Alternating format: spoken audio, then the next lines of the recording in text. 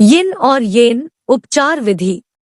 यह उपचार इस तथ्य पर आधारित है कि पीड़ा का रंग हमेशा काला होता है। यह पीड़ा चट्टान की तरह कठोर या जेली जैसी नरम या रुई के फाहे जैसी होती है। हमें इस पीड़ा पर सफेद प्रकाश से प्रहार करना है। यह प्रकाश हमारे दाएं हाथ से रोगी के बाएं हाथ की ओर जाता है।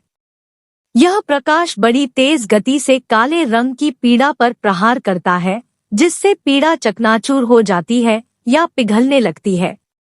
फिर रोगी के बाएं हाथ से यह पीड़ा आपके दाएं हाथ में पहुंचती है। आप रोगी को निम्नलिखित संकेत दें। 1. वह आपके दाएं हाथ से अपने बाएं हाथ में सफेद प्रकाश पड़ते हुए देखे। 2. यह प्रकाश उसके कंधों तथा वहां से उसके दाएं हाथ की ओर आता है। 3. यह पीड़ा पर प्रहार करता है। पीड़ा रेत जैसे छोटे कणों में बिखर जाती है या पिघलने लगती है। 4. काले रंग की पीड़ा सफेद प्रकाश के वेग से आपके बाएं हाथ में आती है। 5. जब तक रोगी यह महसूस नहीं करता कि सफेद प्रकाश उसके बाएं हाथ से दाएं हाथ में बह रहा है, तब तक वह देखता रहेगा कि सफेद प्रकाश काली पीड़ा पर प्रहार कर रहा है तथा दर्द दूर कर रहा है। 6. जब सफेद प्रकाश बाएं से दाएं हाथ में प्रवाहित होने लगे तब वह अपने बाएं हाथ का अंगूठा आपके बाएं हाथ पर दबाए। यह इस बात का संकेत है कि सत्र पूरा हो चुका है। 7. कुछ सेकंड तक प्रतीक्षा करें तथा परस्पर मिलाए गए हाथों को अलग करें। अब दर्द आपके हाथ में है तथा रोगी को पीड़ा से राहत मिल जाएगी। अब आपको क्या करना है? 1. ध्यान मुद्रा में बैठ जाएं। 2. अपने सहस्रार चक्र पर सफेद, सुनहरे तथा चमकीले बैंगनी रंग के प्रकाश का ध्यान लगाएं। 3. यह प्रकाश घूम रहा है तेज और तेज और तेज। घूमते समय इसमें से रंग निकलेगा जो आपके सहस्रार चक्र तथा आज्ञा चक्र पर गिर रहा है। 4. यह प्रकाश आज्ञा चक्र से होता हुआ विशुद्ध, अनाहत, मणिपुर चक्र, स्वाधिष्ठान चक्र तथा मूलाधार चक्र तक जाएगा। 5. कल्पना करें कि यह प्रकाश ऊर्जा कंधों से आपके बाजू कोहनी तक जा रही है तथा काले रंग की पीड़ा को आपकी हथेलियों की ओर धकेल रही है। 6. जब तक स्वच्छ प्रकाश न निकलने लगे तब तक अपने हाथों से काले रंग की पीड़ा निकलते हुए देखते रहें। 7. विशेष ऊर्जा आपको स्वस्थ रखते हुए आपको सुरक्षित तथा ऊर्जावान बनाए रखती है। इस चमत्कारी उपचार के लिए ऊर्जा का आभार व्यक्त करें। बधाई! आपने रेकी कोर्स पूरा कर लिया है। अब हम रेकी के बारे में संक्षेप में बताएंगे। सबसे पहले हम मन पर संयम तथा रेकी सेशन को अलग करेंगे। रेकी में हमने निम्नलिखित बातें सीखी। 1. प्रतीक और उनके अर्थ। हमने यह भी सीखा कि प्रतीकों के अनेक सेट प्रत्येक मुद्रा में बनाने हैं। 2. हमने एब्सेंटी उपचार विधि भी सीखी। यहाँ यह सुनिश्चित करना अनिवार्य है कि उपचार के समय रोगी घर पर हो। 3. हमने रेकी की संक्षिप्त विधि प्रक्रिया भी सीखी। कम समय में यह जादू करती है। इस संबंध में भी आपको यह सुनिश्चित करना है कि रोगी घर पर हो। 4. रेकी बॉक्स के संबंध में हमें यहाँ सावधानी बरतनी है कि लिखी गई उक्ति इच्छा इस अध्याय में बताए गए अनुसार होनी चाहिए। 5. रेकी की विस्तृत विधि ऐसी तकनीक है जहां आप अपने शरीर या जॉब को रोगी का शरीर मानते हैं। आप चक्र संतुलन, थपथपाने तथा सहलाने की पूरी रेकी क्रिया करते हैं। इसके बाद अपने शरीर या जांघों को स्वयं का शरीर या जॉग मानते हैं।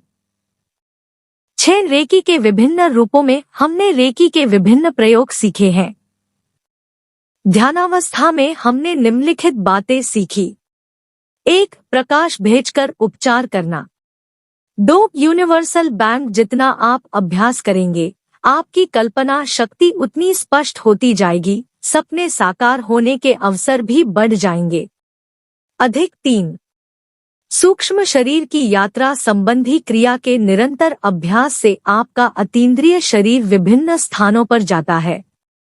परंतु टेलीफोन से रिसीवर हटा दें, मोबाइल और पेजर्स के स्विच बंद कर दे तथा यह अच्छी तरह सुनिश्चित कर ले कि इस क्रिया के दौरान बीच में कोई व्यवधान नहीं आएगा। 4. सूक्ष्म शरीर को सक्रिय करते समय हमने आभा छोड़ना तथा इसी के साथ यात्रा करना सीखा। हमें क्रिया में बताई गई सभी सावधानियां बरतनी है। हमने ध्वनि ध्यानावस्था तथा यिन्येन पीड़ा निवारक के बारे में सीखा।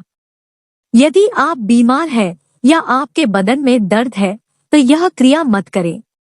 रोगी के शरीर से दर्द निकलने के तत्काल बाद आप ध्यानावस्था में बैठ जाएं और जब तक आपके शरीर से दर्द मिट नहीं जाता तब तक इस अध्याय में सिखाई गई तकनीक करते रहें। परीक्षा पत्र। प्रश्न पत्र। एक अन्य चमत्कार सीखा है।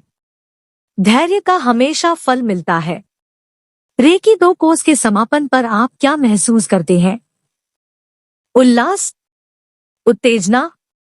आइए देखते हैं कि इस मामूली सी परीक्षा में आपका परिणाम कैसा है। 1. क्या आप सभी 3 प्रतीक बनाकर उनके अर्थ बता सकते हैं? 2. एब्सेंटी उपचार विधि क्या है? 3. रेकी बॉक्स की कोई 10 उक्तियां लिखें। 4. रेकी के विभिन्न प्रयोग कौन से हैं? 5. आप अतीन्द्रिय शरीर कैसे सक्रिय कर सकते हैं? 6. क्या आपने रेकी 1 के लिए प्रश्न के उत्तर भेज दिए हैं? 7. आपको रेकी 2 शक्तिपात किसने दिया? 8. आपके अपने अनुभव क्या है? परिचर्चा। मास्टर डिग्री क्लास में आपका स्वागत है। हमें अपने जीवन की दिशा मिल गई है। हमारा जीवन ऐसी लकड़ी के समान है जो दिशाहीन धारा के साथ बहता जाता है। जहां हमारा जीवन ले जाता है हम उली ओर चले जाते हैं। हमारा जीवन ऐसा घोड़ा है जिस पर किसी का नियंत्रण नहीं है। स्टीयरिंग व्हील के बिना कार जैसा हमारा जीवन होता है। अब हमारे पास रेकी नामक स्टीयरिंग व्हील है।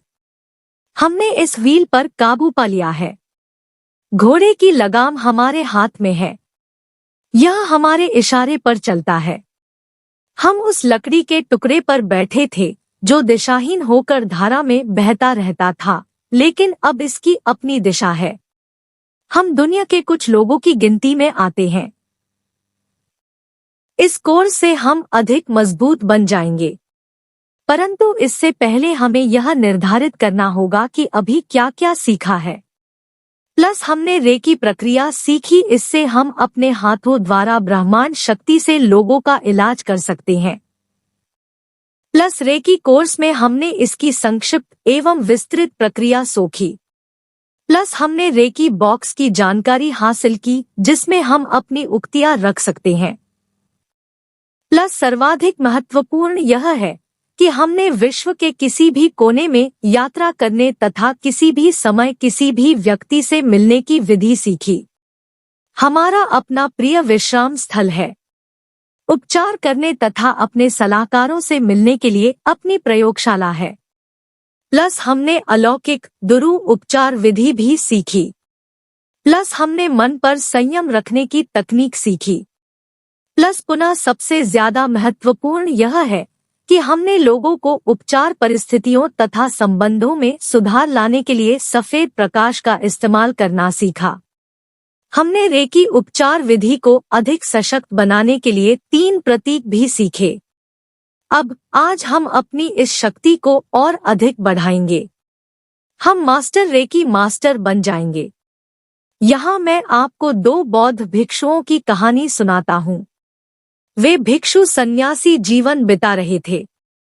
वे किसी से बात नहीं कर सकते थे, न भीख मांग सकते थे, न ही किसी महिला के संपर्क में आ सकते थे, आदि आदि। ही एक दिन वे दोनों भिक्षु कहीं जा रहे थे। रास्ते में नदी आ गई। उन्हें वह नदी पार करनी थी। पानी का बहाव बहुत तेज था। तभी उन्होंने एक लड़की देखी जो बार बार पानी में पैर रखती थी फिर निकाल लेती थी। वह नदी में बह जाने से डर रही थी। तभी एक भिक्षु ने उसे कंधों पर उठाया, पानी में उतरा और उसे दूसरे तट पर छोड़ दिया। दूसरा भिक्षु चुप रहा। दोनों भिक्षु कुछ मील आगे निकल गए। तभी अचानक दूसरा भिक्षु बरस पड़ा, परंतु तुमने उस लड़की को क्यों उठाया? पहला भिक्षु अपने साथी की बात सुन मुस्करा दिया और बोला, मैंने उस लड़की को उठाया, उसे छोड़ दिया, बस इतना ही हुआ। परंतु तुम उसे अभी भी उठाकर चल रहे हो। यही हमारा जीवन है। हम अपने कंधों पर चिंताओं की लाशें ढोते चले जा रहे हैं। हमारे जीवन में ऐसी अनेक बातें होती हैं जो हम नहीं चाहते और हमारे जीवन का उत्तम अंश व्यर्थ चला जाता है। हम होने न होने पर ही विचार करते रहते हैं और जो हो रहा है उस पर ध्यान नहीं देते। मुझे एक लड़के की घटना याद है। वह पैरा नौचालन सेवा में था। वह पहली आर चट्टान से कूदा तथा बहुत अच्छी तरह से आगे बढ़ रहा था। तभी नीच सा अनुशिक्षक चिल्लाया, देखो लाल कार है, आगे बढ़कर इस पर मत कूदो। लड़के का ध्यान बंट गया। वह नीचे लाल रंग की कार ढूंढने लगा। उसने कार खी और तभी उस कार से टकरा गया।